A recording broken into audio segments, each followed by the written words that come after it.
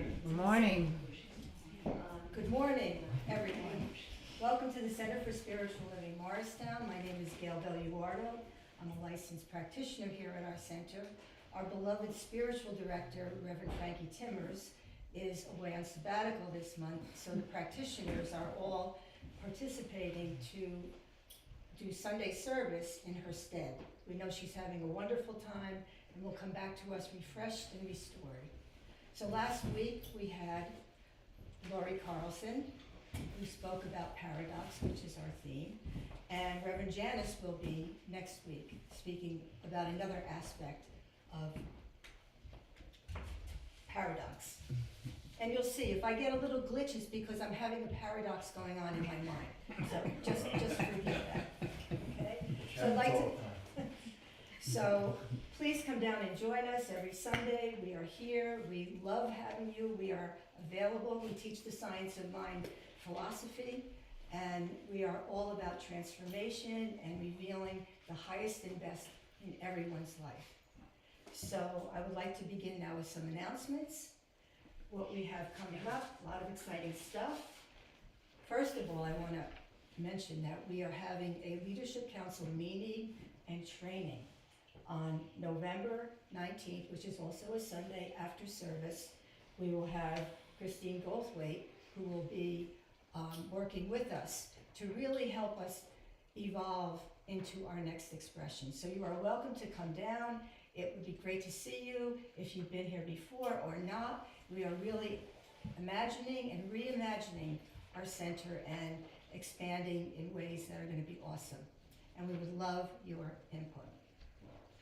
And this beautiful musician behind me, Rhonda Dene, who I am blessed to have as my musical inspiration today, is an incredible artist. She's very spiritual, she's very uplifting, and she's got the voice of an angel, which you will hear in a few moments. Anyway, we are very pleased that we are having an evening with Rhonda. We are having music that is good for the soul, and that will be Friday, November 10th at 7 p.m., obviously 2023. We would like you to purchase tickets in advance. They're $20. You can get it on Breeze. If you come down here, you can go to our website, and all the information is there to sign up. Okay? Now we move on to something that's coming back because it was so well received.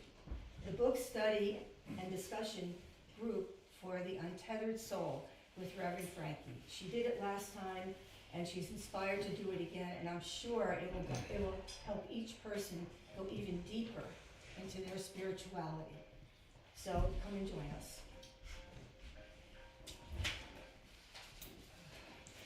And the end of events happening here, I do a healing circle the first Friday of every month. And the next one is on November 3rd, it's a Friday. And it's a time where we kind of go deep. We really have sacred music, we have sacred conversation, we have prayer, sometimes ritual and meditation. So it's really lovely. And that occurs the first Friday of every month at 7 p.m. And last, but certainly not least, there is an event happening down in Bolger, Maryland. I've been to it many years ago. It's a retreat for people who are in our teaching or just wanting to experience some deep spirituality. And it's happening in Bolger, Colorado on October 27th to the 28th in Potomac, Maryland. And we have flyers here, it's on our website. You'll see it on our Facebook page. So that's also wonderful to check out. And now we have our beloved Rhonda Dene. Good morning, happy Sunday. Happy Sunday.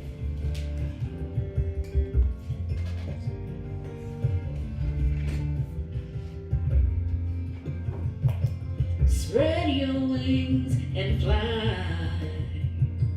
You belong to the sky. Many wonders lie waiting within your mind's eye.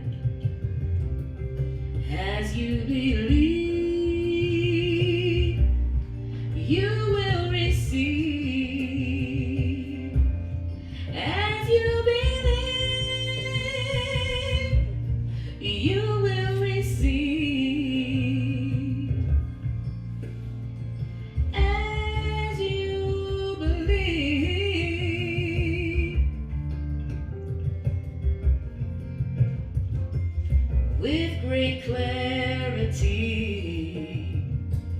Claim your destiny beyond perceived boundaries lies possibility. And as you believe, you will receive. As you believe, you will receive. As you believe.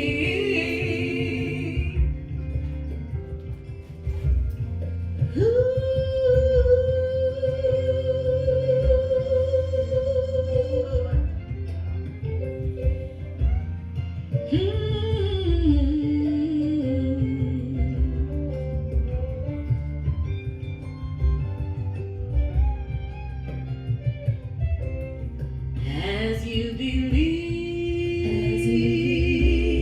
you will receive. As you believe, you will receive. As you believe.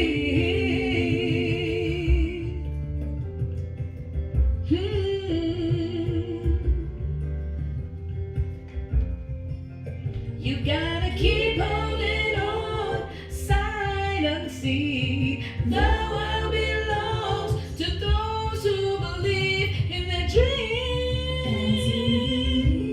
You will receive.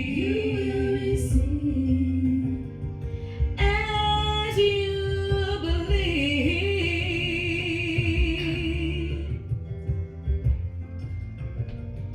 As you believe.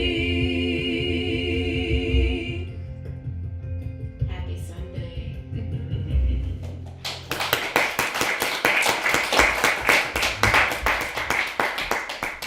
I believe now.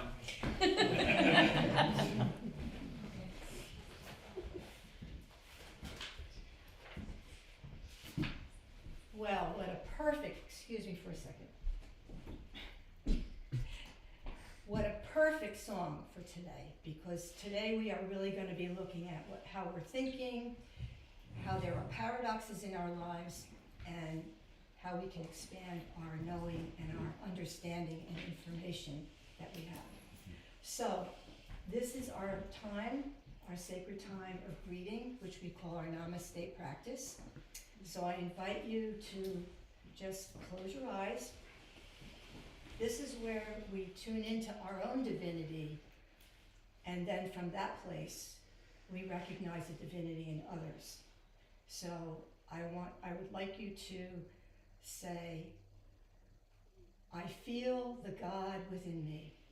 I feel the God within me. And take a nice deep breath.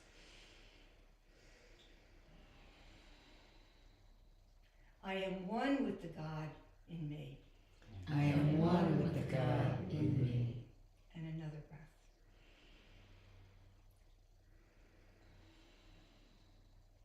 And now I ask you to open your eyes, and if you feel comfortable standing up, there will be a greeting that we will use with each other.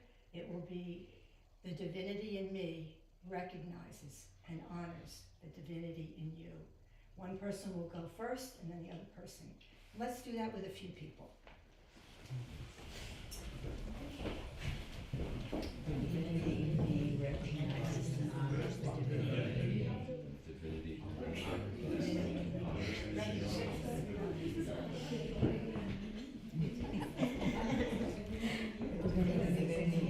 Recognizes and honors the divinity.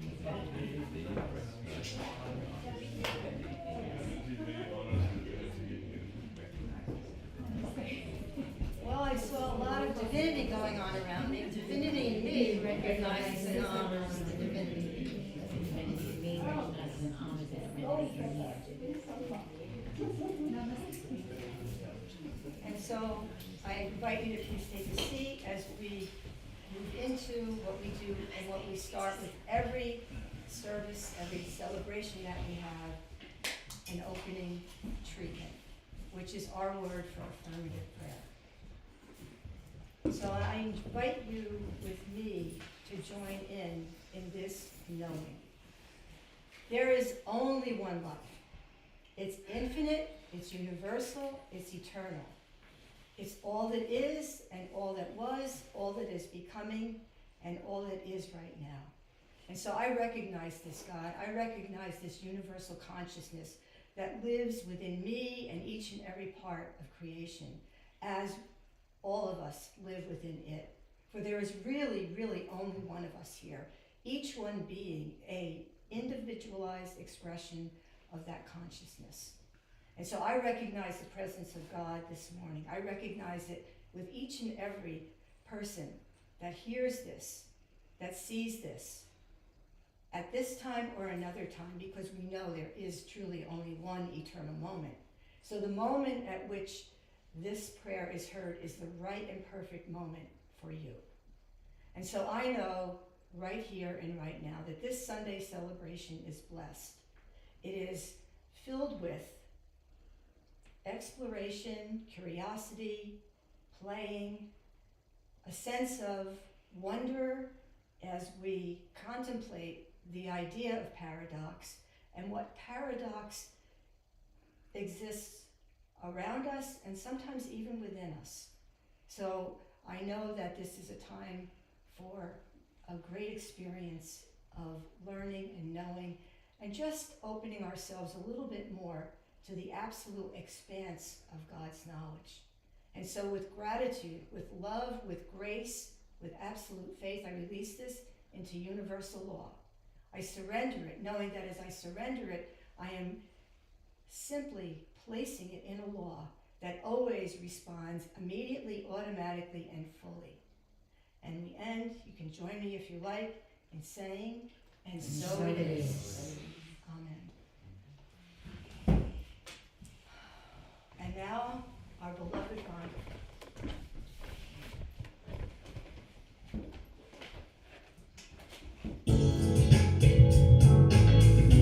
Wake you up this morning.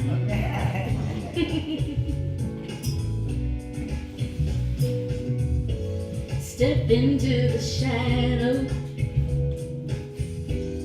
and into the night. Embrace the darkness to reveal the light. No panic, just breathe. No static, just ease. Illuminate the truth that's here inside of you. Illuminate the truth. Let the light shine through. Look deep in the darkness so that you can see. Reveal the reflection of your divinity. No panic, just breathe. No static, just ease. Illuminate the truth that lives inside of you. Illuminate the truth. Let the light shine through. There's a light and that shines in each and every one of us. We gotta heal that darkness so that we can be made whole. Come on, there's no static, just ease. No panic, just breathe. Illuminate the truth that lives inside of you. Illuminate the truth. Let the light shine through. Illuminate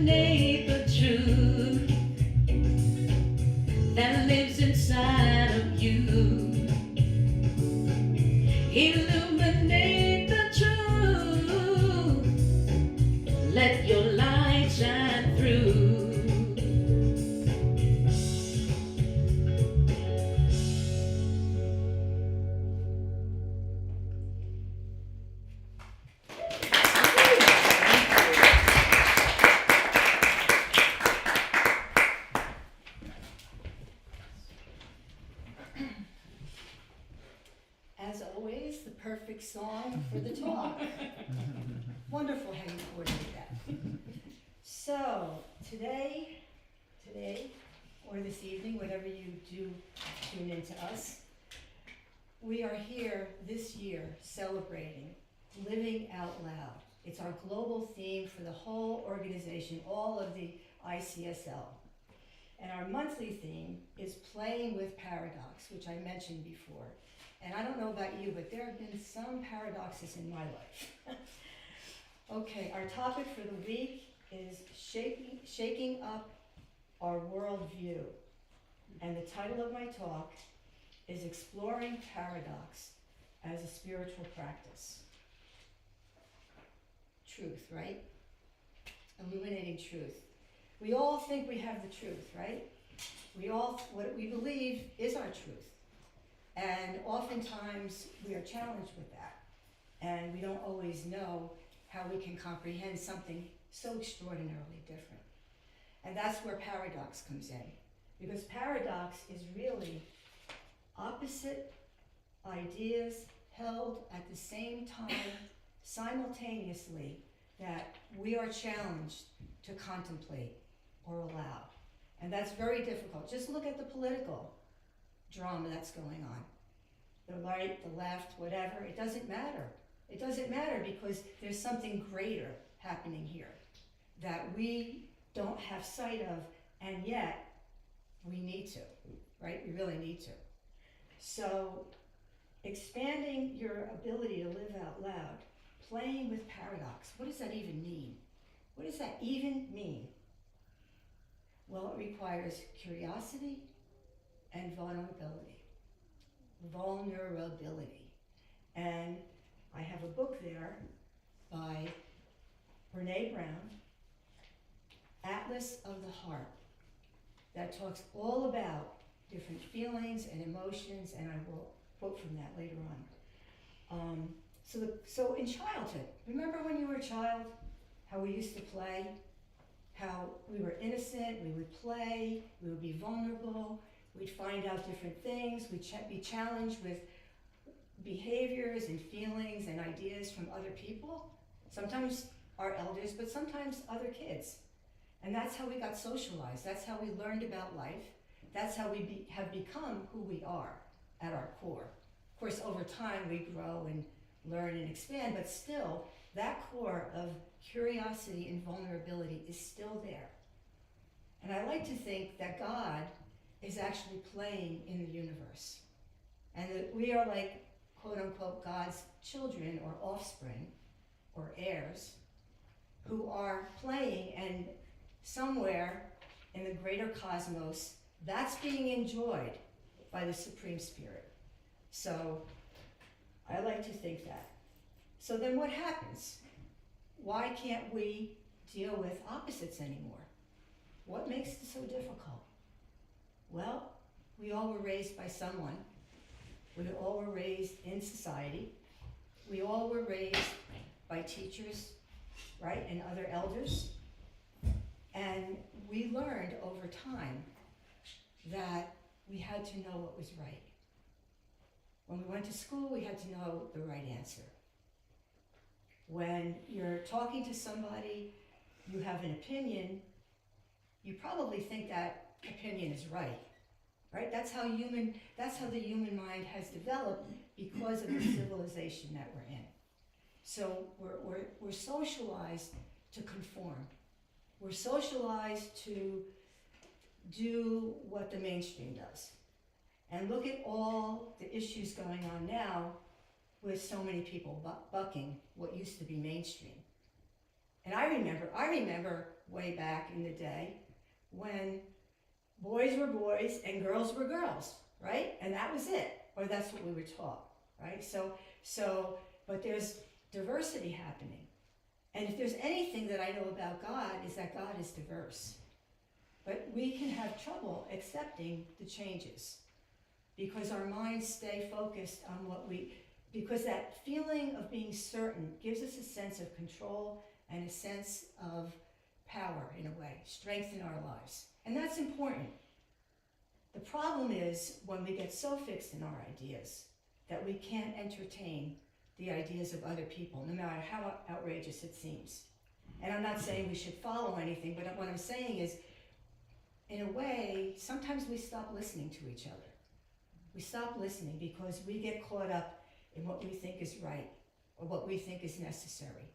And they are right and necessary for us as individuals. But as society is changing and you see it, we're being challenged to think outside of the box and become comfortable with it. So how do you become comfortable with something that for us, at least at this time of our evolution, is innately uncomfortable for us? How do we allow ourselves to feel that challenge and allow ourselves to allow our thoughts to just center on it and not have to argue with it and not have to change it and not have to whatever with it, just let it be. So, paradox is uncomfortable. We're raised a certain way. So but I would like you to understand though, a lot of our discoveries in science, in medicine, in every field, come from people thinking out of the box. A lot of what has advanced our civilization is people thinking out of the box. So, for example, Albert Einstein discovered his theory of relativity because he was actually imagining, and he thought this was a wonderful practice, he imagined a man falling from a roof and at one point being at rest and at one point being in movement, in motion. And then he imagined a man falling and an apple falling soon after him. And he realized there was a relativity happening because that apple did not change in distance from that man wherever it was above him until, and it went straight down to the ground, and that's the relativity, the relative of the apple to the person. It never changed. So that's how he discovered that. But he was able to think out of the box. Not many people have a comfort level with that. So then there was Niels Bohr, who had a theory about opposites. What he says is that when you hold two opposites in your mind, like outside, inside, in your mind, to allow yourself not to think about it or try to figure it out, but just be with that contradiction in your head. And as you do that, you allow for something greater. And what he said is that, this is Niels Bohr, he said when we hold two opposites in mind at the same time, we are suspending our thought, and then we reach a higher order of things. Now in our teaching, we might call that intuition, we might call that the mind of God. And I think we live in our teaching with a paradox that's been existing for many, many, many, many centuries. That is the belief that God is outside of us. When you think about it, most of us, many of us were raised that way, thinking that. And yet, in our teaching, we come to know and believe and experience that God is not only outside of us, it is inside of us. And that's why we begin every Sunday celebration with our Namaste practice, as a reminder to everyone of our inner divinity, their inner divinity, and the divinity of God that holds it all. So that's when we talk about wholeness in our teaching, that's what we talk about. The wholeness of all of me, the wholeness of all of Rhonda, the wholeness of all of Mark, and every single other person. The wholeness of everyone, and then our greater wholeness in God. And those are concepts that are challenging for many people when they come to our teaching. But as you begin to really allow that, you begin to feel more of an expanded experience of your own life. And your own life is being connected to other life. And that's when we say we're here to help create a world of where everyone can exist, can participate, can feel safe, a world that works for everyone. And this is our challenge. This is our challenge as human beings. And it's a challenge that we work with in our teaching, which I am very, very grateful for. Speaking about our teaching, our beloved, I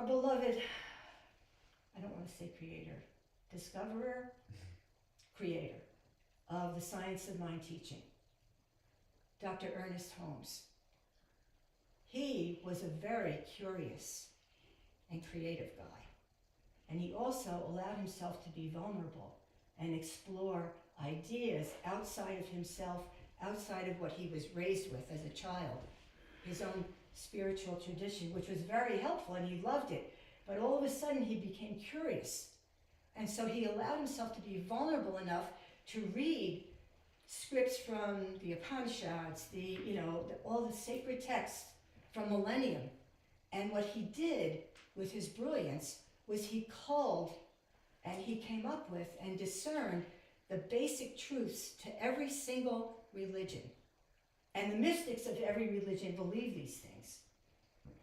Other parts of religion, not so much. But it's there at the base. And he created the science of mind as a spiritual philosophy, teaching, psychology, and way of life, so that we could expand and grow. But he had to relax his sense of being right. He had to relax his sense of allowing something greater that he didn't understand perhaps at first, and just allowing it to then be able to review and come up with this amazing teaching, which is also called New Thought, because there are other disciplines of it, but we are science of mind. And so he's the one we can be grateful for as Westerners, I'm going to say, that taught us that God is inside and outside of us, and that helped us to develop a spirituality where we can hold the all. So another way we can look at paradox, and some of you may be familiar with this, are Buddhist koans, K-O-A-N. It's a statement that seems paradoxical and that people use to meditate on to allow the expansion of their consciousness. So it exhausts the rational thinking of the ego and the will of the ego to allow the divinity now to be more embodied and more felt and understood in a way, as much as we can understand our divinity, We're all a work in progress. So, for example, I'm sure you've heard of this phrase. What is the sound of both hands clapping? One hand clapping. Well, what is the sound of both hands clapping is this, right? And now what is the sound of one hand clapping? Right. So how can, you have both make a sound and the other not? Oh, got it. Kind of, that's the paradox. That's a paradox, got it. Right. Mhm. Right. Okay.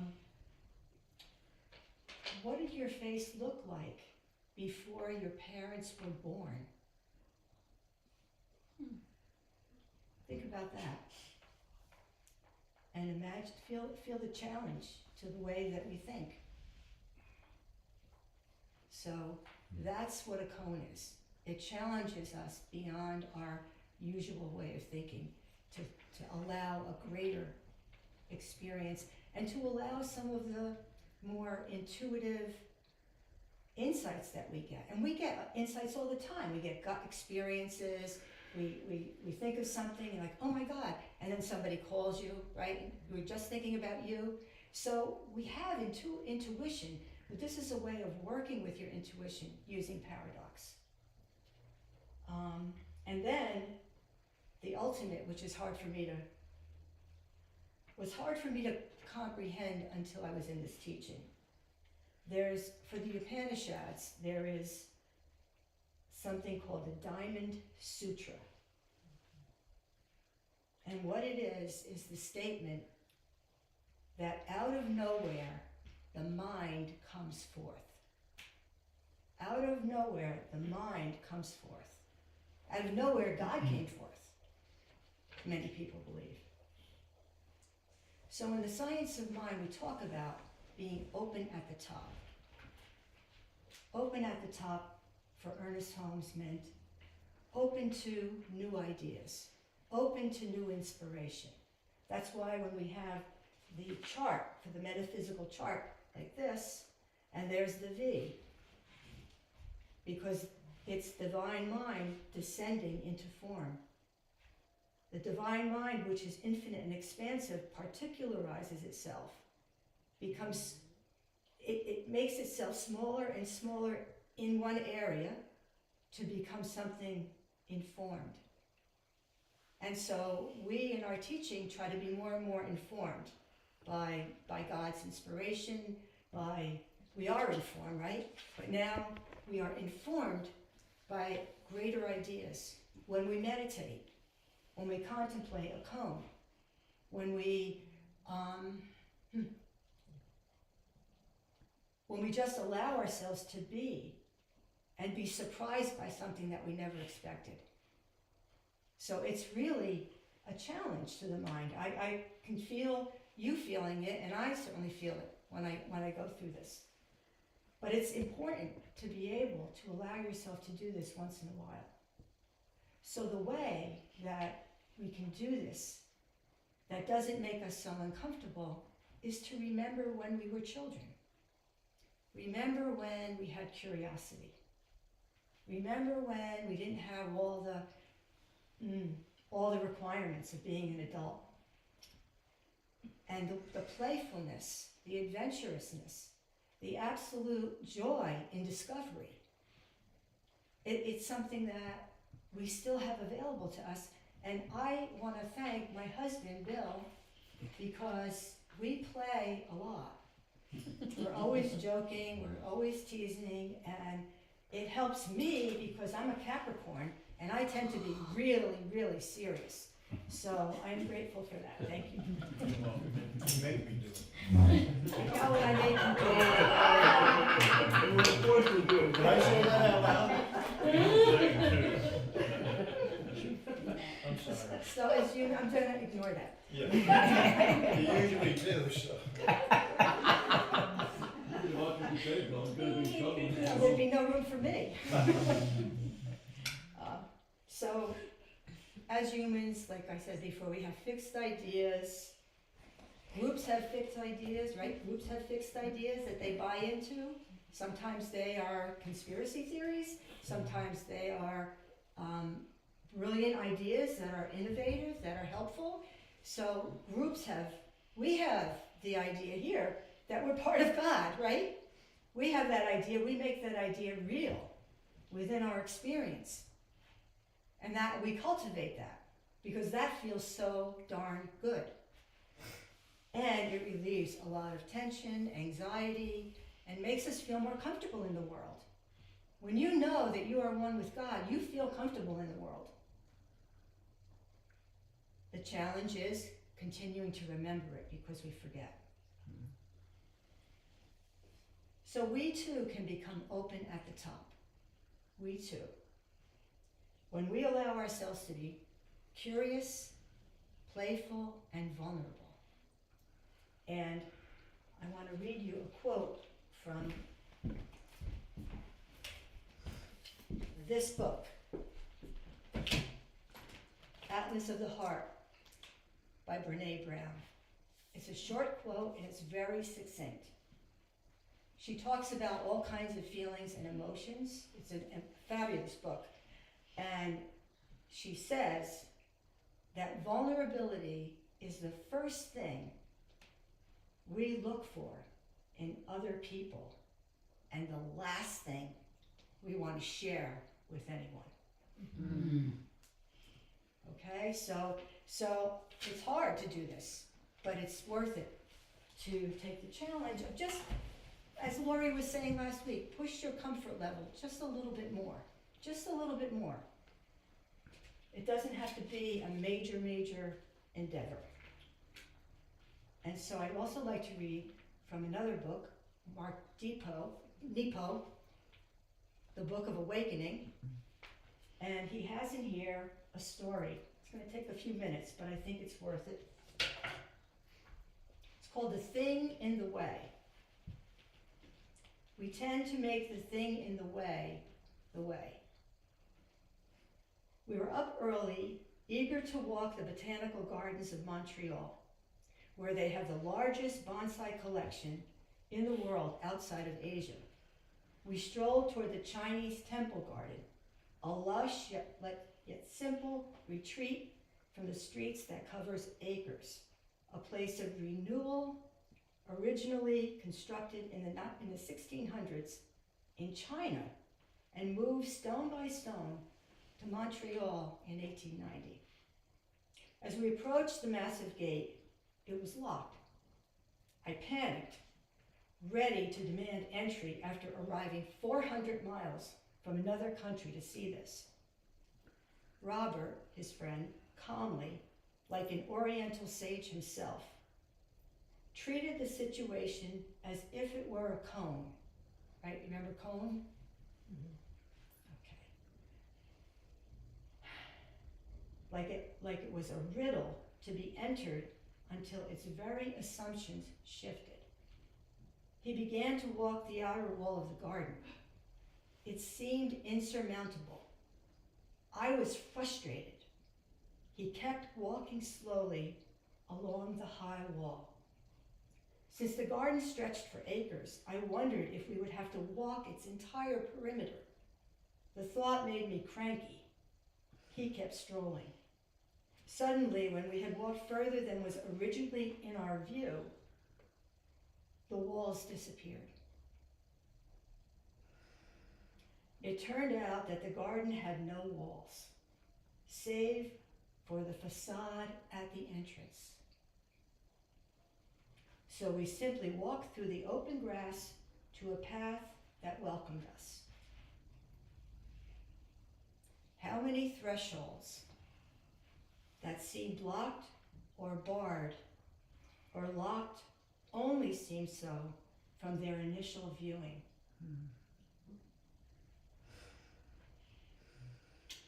How many opportunities for true living are barrier-free?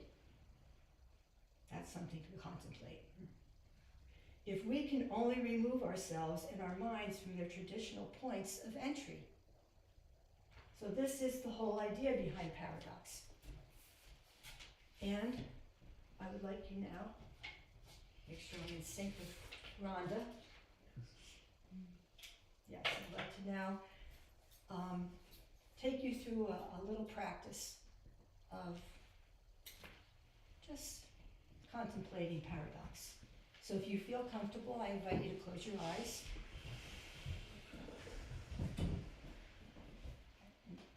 Close your eyes and just take a deep breath.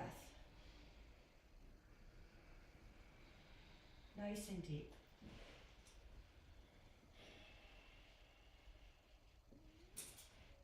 And as you do so, feel yourself comfortably seated or standing wherever you are. Take another deep breath. And bring that down into your belly. And now breathe that out fully.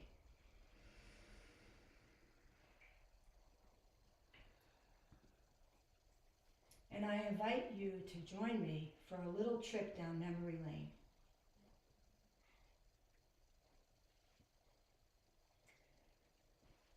So now, think about a time when you were a child, when you felt the joy of being alive, when you couldn't wait to get up in the morning or to go somewhere, or even to just go outside and play.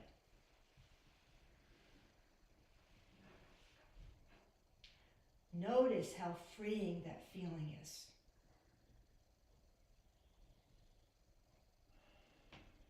Notice the curiosity that comes up because you don't know what the day is going to hold. And you trust that it's going to be something good.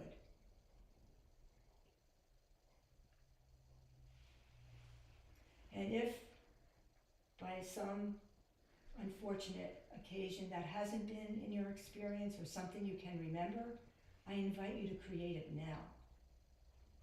That space and that place of being so comfortable, so relaxed, so ready to see what's going on in the world. And then taking that feeling of openness, that feeling of curiosity, which as an adult might make you feel a little vulnerable, the child within you is just ready to go, ready to explore, ready to be free, ready to know that there are only good things happening. Get that feeling in your body, knowing that only good is coming your way.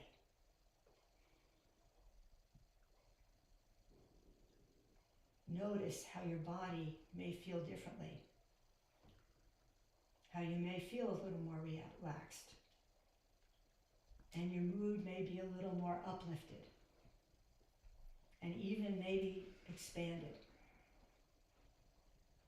And just feel that freedom to just be and explore. Because honestly, that's all God is doing in you right now. That's all God ever does. God is always being and is exploring through you. So just allow that feeling of freedom, that feeling of relaxation, and that desire to be playful.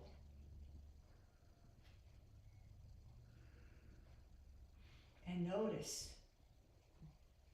how that changes, how your body feels, maybe even your emotional atmosphere.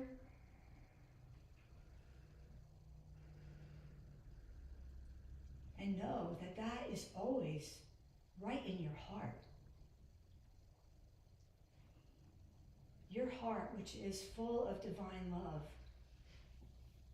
continuously having its own mind, its heart intelligence, and the heart knows and remembers playfulness, curiosity, even vulnerability. And that's why we love children. That's why I can't wait to see my niece or my nephew. Because the joy that I feel just thinking about them changes how I feel. I'm filled with love, I'm filled with awe and wonder, curiosity at what they're up to. What are they learning today?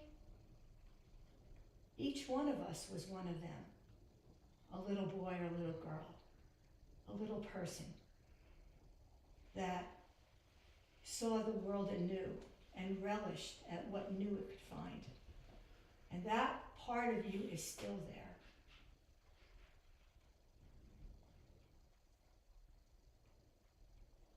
And now I invite you to think about something that you have felt challenged by, that maybe made no sense to you and seemed like the opposite of what should be.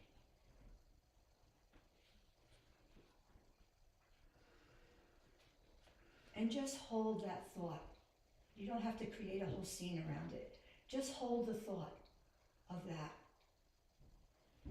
uncomfortable thought. Because it conflicts with the other thought that you have, which you believe is right.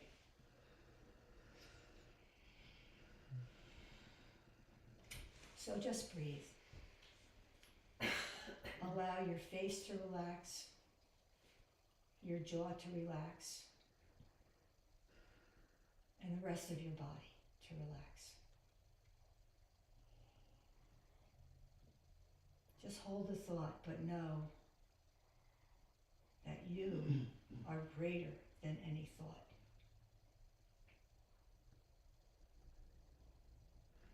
And that in God there is no discomfort. In love there is no discomfort. In wisdom there is no discomfort. So take a breath.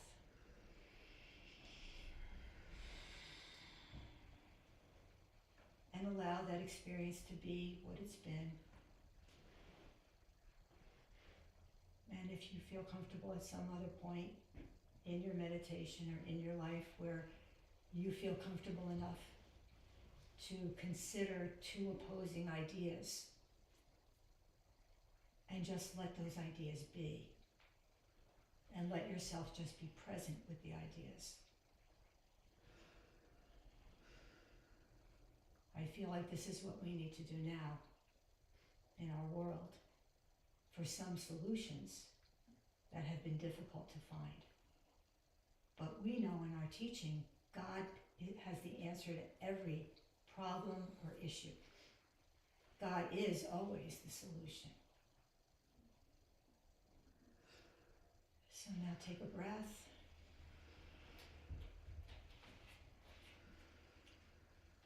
And when you feel yourself sitting on your chair or standing where you are, centered and grounded, and when you feel comfortable, open your eyes.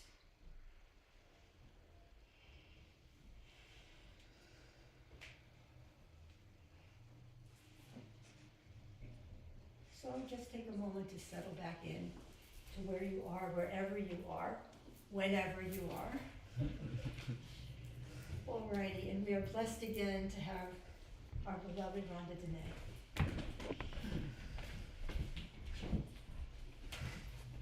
That's a good one. That was a good one.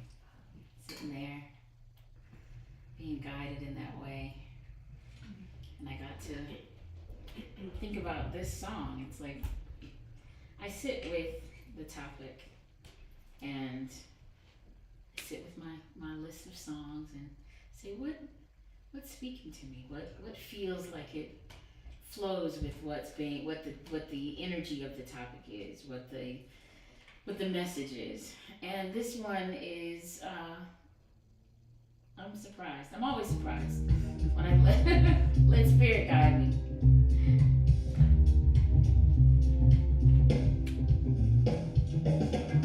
When I think I'm only human,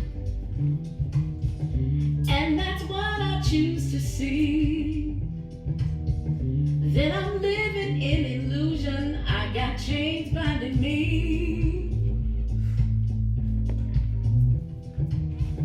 When I see myself as limited by my physicality,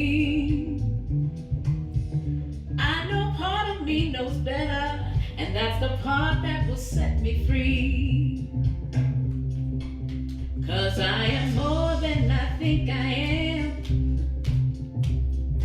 more than I know I can be. I am body, mind, and spirit, and I choose to live in harmony.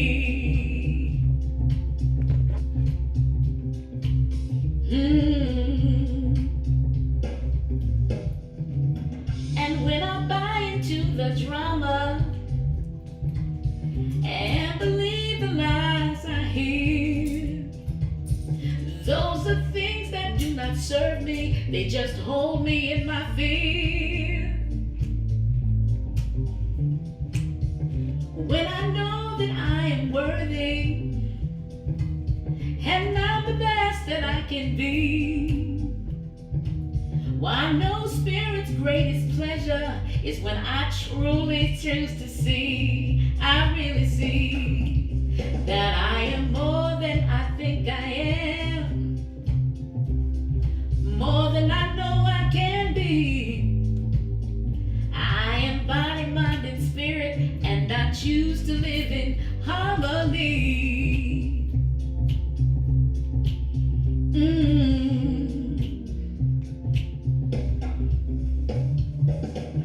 And every day I'm learning better to feel the love inside of me. 'Cause it's that love that leads to balance and my true equality.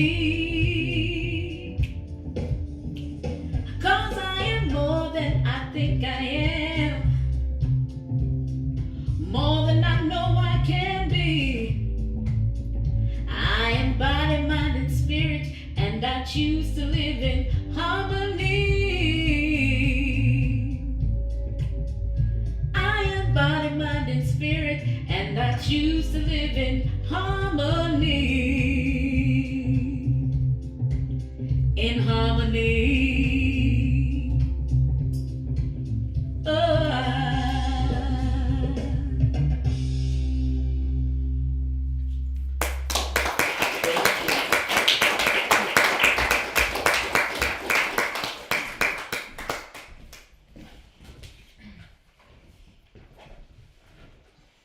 Well, you were right, it's the perfect song. You're absolutely right.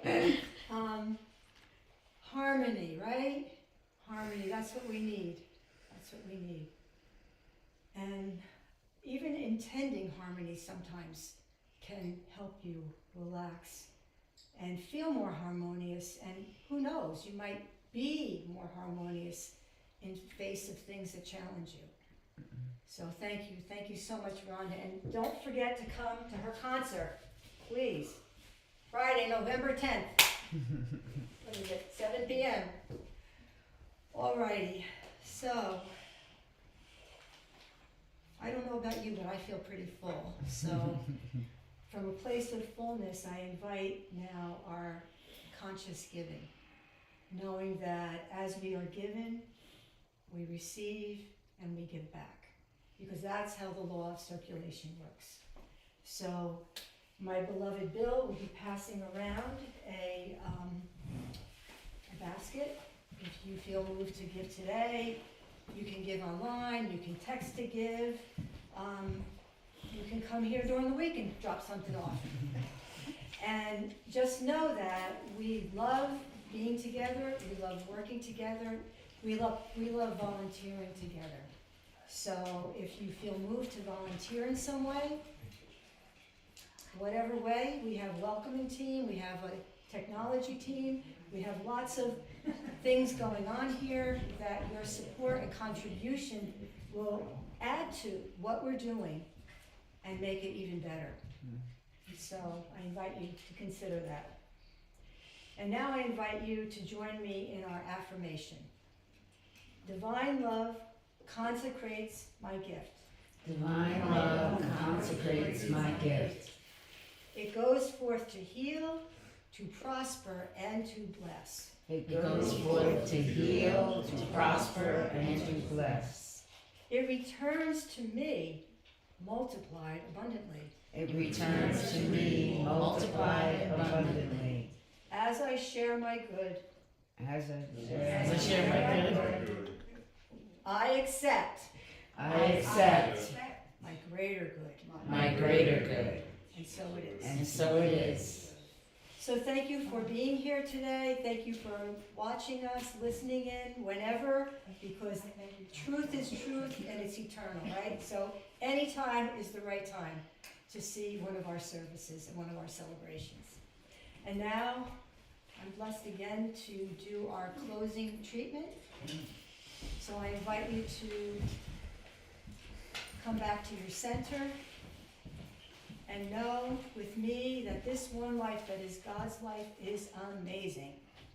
It's resilient, it's awesome, it's filled with infinite possibilities, infinite solutions, infinite wisdom. And I know that as God is open at the top, I am a part of God, so I am open at the top. And if I am one with God and open at the top, each one seeing or hearing this knows that they are one with God and open at the top. And from this place of knowing that, there's a sense of security. There's a sense of knowing we're always provided for. There is nothing that God cannot give us. There is nothing that we do not deserve. to receive for our good. And so I feel myself relaxing. I feel myself opening. I feel myself expanding as I invite each and every one to feel, know, and experience. For that is truly the way that God is playing in the universe.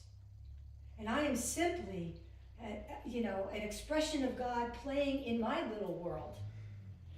And I know that my little world is in harmony with everyone else's little world.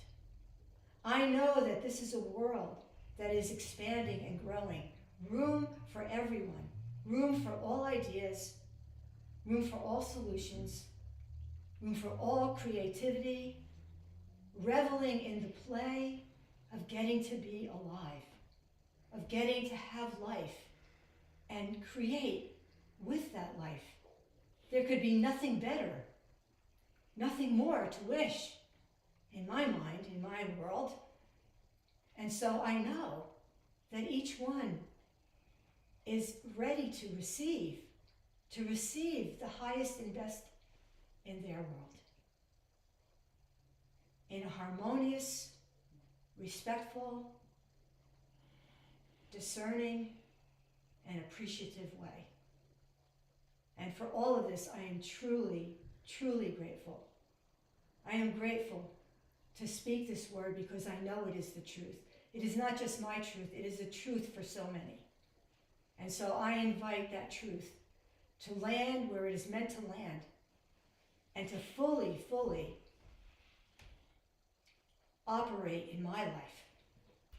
And so as I express my deepest gratitude and thanksgiving, I release this word, I surrender it into the universal law of life with absolute faith, conviction, and unerring confidence that since it's been spoken, it truly, truly is already now done. And so it is. And so it is. Amen.